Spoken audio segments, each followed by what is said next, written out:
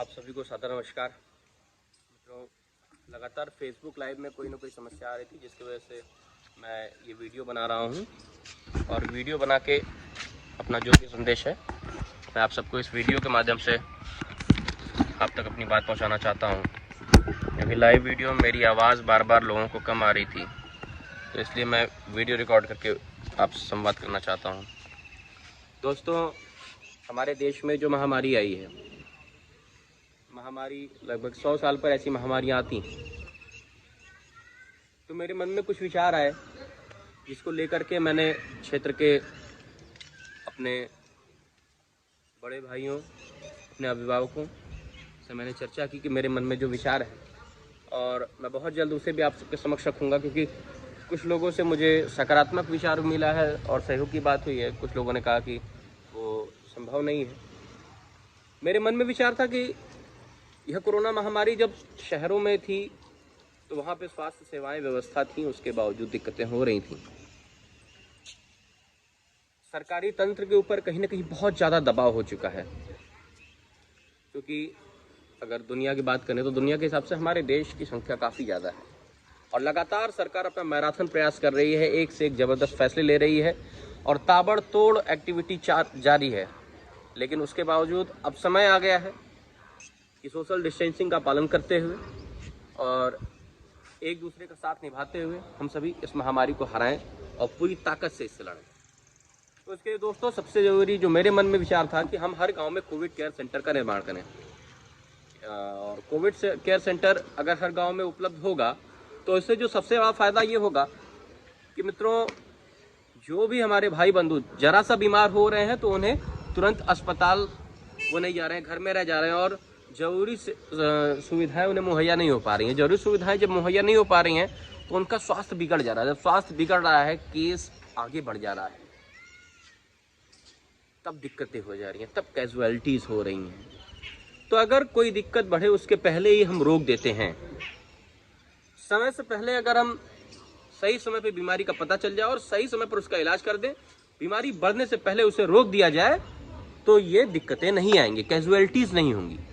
तो इसके लिए ज़रूरी है कि हम कोविड केयर सेंटर्स हर गांव में, मेरा लक्ष्य है कि अपने यहाँ क्षेत्र के आसपास के जितने भी सभी लोग प्रयास करें और कोविड केयर सेंटर के लिए आप सहयोग एक दूसरे का लेकर के कोविड केयर सेंटर बनाएं। और लेकिन अभी जो मित्रों मेरा मूल विषय है वो है प्लाज्मा। प्लाज्मा एक ऐसी चीज़ है जो बीमार हो गए, कोविड से जो लोग बीमार हो रहे हैं उनकी रिकवरी के लिए बहुत ज़रूरी हो जा रहा है।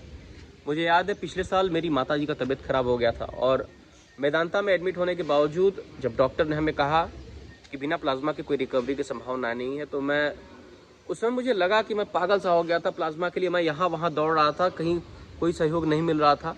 लोग भी प्रयास कर रहे थे, लेकिन कहीं कहीं उस समय अभी भी और तब भी जागरूकता का थोड़ा कमी है।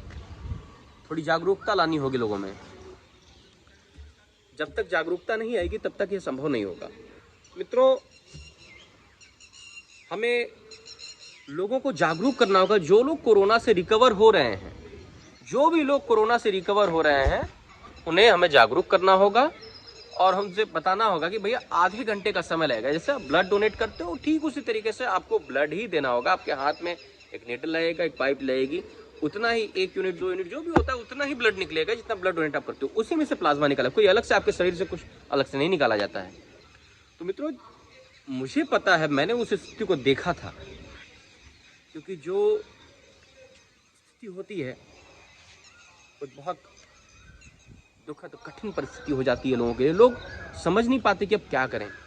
तो ऐसी स्थिति में हम चाहते हैं, हमारी टीम लगातार इस मुहिम में लगी हुई है, वो रोज़ लोगों से संपर्क कर रहे हैं। जो लोग पहले ठीक हो चुके हैं उनसे भी संपर्क हो रहा है, और जिन लोगों के हमने सहयोग किया था उन्हें हम जागरूक कर चुके हैं, और वो लोग सहर्ष तैयार भी हैं। लेकिन डिमांड्स इतनी ज़्यादा आ रही हैं कि हम अब थोड़ी समस्या हो रही है, जिसके लिए मैं चाहता हूँ कि एक जागरूकता अभियान चलाया जाए लोगों के बीच में। 2 विषयों पर मैं चाहता हूँ जागरूकता अभियान चलाया जाए। एक, प्लाज्मा डोनेट करने के लिए, दूसरा वैक्सीनेशन के लिए। गाँव में अभी भी वैक्सीनेशन को लेकर के तमाम प्रकार के जो विरोधाभास कह लीजिए या फिर कंफ्यूजन, अभी भी कंफ्यूजन है उनके बीच में। तो इन समस्याओं को खत्म करने के लिए हमें जागरूकता अभियान चलाना होगा। मित्रों, मैं अपना व्हाट्सएप नंबर इस वीडियो के साथ शेयर कर दूंगा और मैं चाहता हूं कि आप लोग एक दूसरे से कनेक्ट होकर के, अगर कहीं आपके आसपास में कोई कोविड पेशेंट है, वो ठीक हो रहा है, कोविड से रिकवर होता है, तो आप हमें सूचित करें। हम उनसे बात करेंगे और उन्हें समझाएंगे, समझा करके ज़रूरतमंदों का सहयोग करेंगे। और मित्रों, आपको भी अगर कोई दिक्कत होती है तो आप हमसे कांटेक्ट करें। हमारी टीम लगातार इस मुहिम में लगी हुई है। यथासंभव जितना प्रयास होगा हम आपका सहयोग करेंगे। और इसी के साथ मैं चाहता हूं कि आप सब भी इस मुहिम में लगें, क्योंकि मित्रों मैं उन लोगों से भी कुछ बातें करना चाह रहा था जो लोग लगातार, मैं देख रहा था कि फेसबुक और इंस्टाग्राम, व्हाट्सएप पे ऐसे मैसेज भेज रहे थे कि पहला टीका 22 में लगाएंगे, दूसरा 24 में लगाएंगे, नो मोर बीजेपी। कोई कहता था कि वी वांट बीजेपी अगेन। तो ये no more BJP, we want BJP, no more SP, we want SP, no more Congress, we want Congress, no more BSP, we want BSP, ये चीज़ें बंद करिए। पहले ये सोचिए कि आप कैसे सुरक्षित रहेंगे, आपका देश कैसे सुरक्षित होगा, आप कैसे सुरक्षित होंगे, इसकी चिंता आपने कर लिया या नहीं? भाई, आप जब तक सुरक्षित नहीं होगे तो आप अपने परिवार को कैसे सुरक्षित रखोगे? उसके लिए जरूरी है कि आप पहले वैक्सीनेशन करवाइए। टीका, पहला टीका जितना जल्दी आपका स्लॉट बुक हो तब, और टीका लगवा करके पहला दूसरा डोज लगवा करके खुद सुरक्षित हो जाइए और परिवार को सुरक्षित कीजिए। और